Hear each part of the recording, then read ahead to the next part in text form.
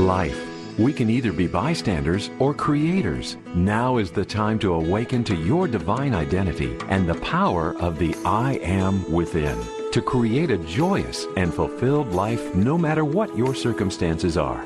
There are answers to life's big questions, and there is a spiritual path that you can walk in this modern world that leads to soul liberation and ascension. In this dawning age of Aquarius, we're called upon to manifest the light of the mighty I Am presence to the world. Hello and welcome to episode 6 of our Studies on Alchemy, inspired by Saint Germain's book, Studies in Alchemy, the Science of Self-Transformation. Let's begin by thinking back to childhood. A lump of clay pressed into a mold takes its shape, whether beautiful or distorted, whole or cracked.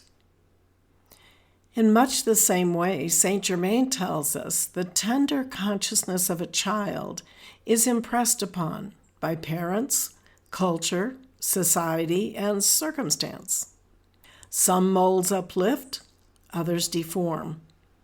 And unless we awaken, we may live our whole lives trapped in a shape that was never truly ours. "Oh, the mold, there's the rub," Saint Germain exclaims. He points out that while heaven envisioned each soul as pure and radiant, the mold, and he spells that mowlde in quotes, the mold of the world contaminates. The result? Much of humanity walks through life as misshapen copies of society's expectations, rather than as the free sons and daughters of God. Jesus himself healed a blind man who at first looked up and said, "I see men as trees walking." Isn't that what happens to us under false molds? We see dimly, distorted, stumbling through life as shadows of what we were meant to be. Saint Germain uses the image of refining precious metals. Heat must be applied, impurities separated, dross skimmed away. So it is with the alchemy of the soul. To be free of the mold's corruption, we must pass through the fire of divine refinement. Malachi chapter 3, verse 3 speaks of God as one who shall sit as a refiner and purifier of silver. The fire is not to destroy us, but to restore us to our original brilliance. Saint Germain warns us of the toxic mold, as I said before, mowlde, that masquerades as culture, literature that corrupts, media that degrades, voices that undermine truth. Freedom of the press, he says, was not meant to be the license for confusion and propaganda, but a channel for light to elevate humanity. Paul put it directly, "Be not conformed to this world, but be ye transformed by the renewing of your mind." To break the mold, we must renew, refine, and realign with God's design. Now, Saint Germain speaks passionately about America, the dream of freedom, the sacrifice of her sons and daughters, and the noble destiny she carries. But he warns that unless the mold of mediocrity and corruption is broken, even nations lose their way.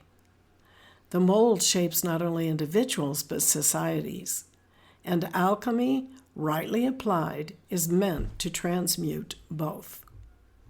Yet he doesn't leave us in despair. He reminds us that we are linked to the pioneers of spirit, those who climbed before us and left a rope of faith dangling down the mountain.